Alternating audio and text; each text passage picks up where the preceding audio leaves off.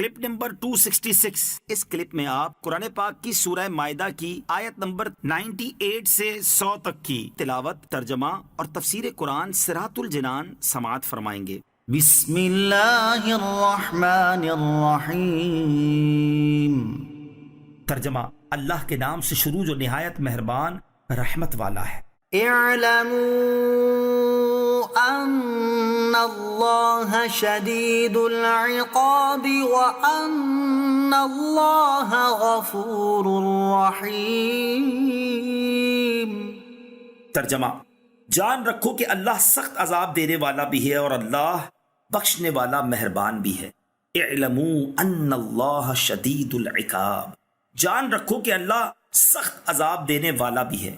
ارشاد فرمایا گیا کہ جان رکھو کہ اللہ عز و جل سخت عذاب دینے والا بھی ہے اور اللہ عز و جل بخشنے والا مہربان بھی ہے۔ تو حرم اور احرام کی حرمت کا لحاظ رکھو۔ اللہ تعالیٰ نے اپنی رحمتوں کا ذکر فرمانے کے بعد اپنی صفت شدید العقاب ذکر فرمائی تاکہ خوف و امید سے ایمان کی تکمیل ہو۔ اس کے بعد صفت غفور الرحیم بیان فرما کر اپنی وسعت رحمت کا اظہار فرمایا۔ ما علی الرسول الا البلاغ واللہ یعلم ما تبدون وما تکتمون۔ ترجمہ: رسول پر صرف تبلیغ لازم ہے اور اللہ جانتا ہے جو تم ظاہر کرتے اور جو تم چھپاتے ہو۔ ما علی الرسول الا البلاغ، رسول پر صرف تبلیغ لازم ہے۔ ارشاد فرمایا کہ میرے حبیب صلی اللہ علیہ وسلم پر صرف تبلیغ لازم ہے۔ تو جب میرے حبیب علیہ الصلوۃ والسلام حکم پہنچا کر فارغ ہو گئے تو تم پر اطاعت لازم ہو گئی اور حجت قائم ہو گئی اور تمہارے لیے عذر کی گنجائش باقی نہ رہی۔ اس میں تاجدار رسالت صلی اللہ علیہ وسلم کی بے نیازی بھی مذکور ہے کہ وہ تمہارے حاجت مند نہیں بلکہ تم ان کے محتاج ہو۔ اگر کوئی بھی ان کی اطاعت نہ کرے تو ان کا کچھ نہ بگڑے گا کیونکہ وہ تبلیغ فرما چکے۔ جیسے سورج سے اگر کوئی نور نہ لے تو سورج کو کوئی نقصان نہیں بلکہ نقصان اسی کا ہے جو سورج سے نور نہیں لے رہا۔ واللہ یعلم ما تبدون وما تکتمون، اور اللہ جانتا ہے جو تم ظاہر کرتے اور جو تم چھپاتے ہو، یعنی تمہارے ظاہری اور باطنی احوال میں سے کوئی چیز اللہ تعالیٰ سے مخفی نہیں ہے، لہٰذا جیسے تمہارے اعمال ہوں گے اللہ تعالیٰ ویسی تمہیں جزا دے گا۔ قل لا يستوي الخبيث والطيب ولو أعجبك كثرة الخبيث فاتقوا الله يا أولي الألباب لعلكم تفلحون۔ ترجمہ: تم فرما دو کہ گندا اور پاکیزہ برابر نہیں ہیں، اگرچہ گندے لوگوں کی کثرت تمہیں تعجب میں ڈالے تو اے عقل والو تم اللہ سے ڈرتے رہو تاکہ تم فلاح پاؤ۔ قل لا يستوي الخبيث والطيب، تم فرما دو کہ گندا اور پاکیزہ برابر نہیں ہیں۔ اس آیت پہ فرمایا گیا کہ حلال و حرام، نیک و بد، مسلم و کافر اور کھرا کھوٹا ایک درجے میں نہیں ہو سکتے، بلکہ حرام کی جگہ حلال، بد کی جگہ نیک، کافر کی جگہ مسلمان اور کھوٹے کی جگہ کھرا ہی مقبول ہے۔ وَلَوْ أَعْجَبَكَ كَثْرَةُ الْخَبِيثِ، اگرچہ گندے کی کثرت تمہیں تعجب میں ڈالے۔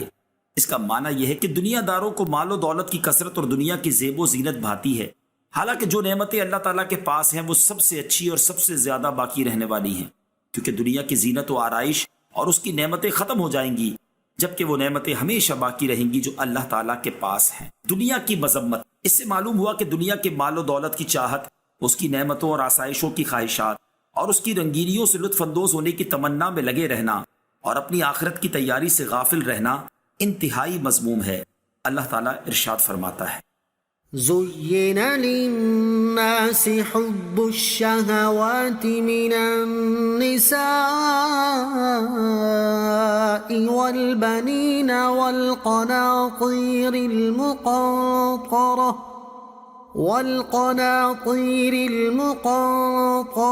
من الذهب والفضة والخيل المسومة والأنعام والحرث ذلك متاع الحياة الدنيا واللہ عنده حسن المآب۔ ترجمہ: لوگوں کے لیے ان کی خواہشات کی محبت کو آراستہ کر دیا گیا یعنی عورتوں اور بیٹوں اور سونے چاندی کے جمع کیے ہوئے ڈھیروں اور نشان لگائے گئے گھوڑوں اور مویشیوں اور کھیتیوں کو ان کے لیے آراستہ کر دیا گیا۔ یہ سب دنیاوی زندگی کا ساز و سامان ہے اور صرف اللہ کے پاس اچھا ٹھکانہ ہے۔ اور ارشاد فرماتا ہے ومن يرد ثواب الدنيا نؤته منها ومن يرد ثواب الآخرة نؤته منها وسنجزي الشاكرين۔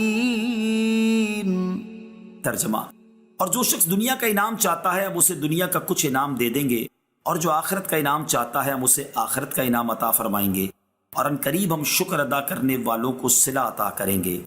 حضرت زید بن ثابت رضی اللہ تعالی عنہ سے روایت ہے، رسول اللہ صلی اللہ تعالی علیہ وآلہ وسلم نے ارشاد فرمایا، جو شخص ہمیشہ دنیا کی فکر میں مبتلا رہے گا اور دین کی پرواہ نہ کرے گا تو اللہ تعالیٰ اس کے تمام کام پریشان کر دے گا، اور اس کی مفلسی ہمیشہ اس کے سامنے رہے گی، اور اسے دنیا اتنی ہی ملے گی جتنی اس کی تقدیر میں لکھی ہوئی ہے، اور جس کی نیت آخرت کی جانب ہوگی تو اللہ تعالیٰ اس کی دل جمعی کے لیے اس کے تمام کام درست فرما دے گا، اور اس کے دل میں دنیا کی بے پرواہی ڈال دے گا، اور دنیا اس کے پاس خود بخود آئے گی۔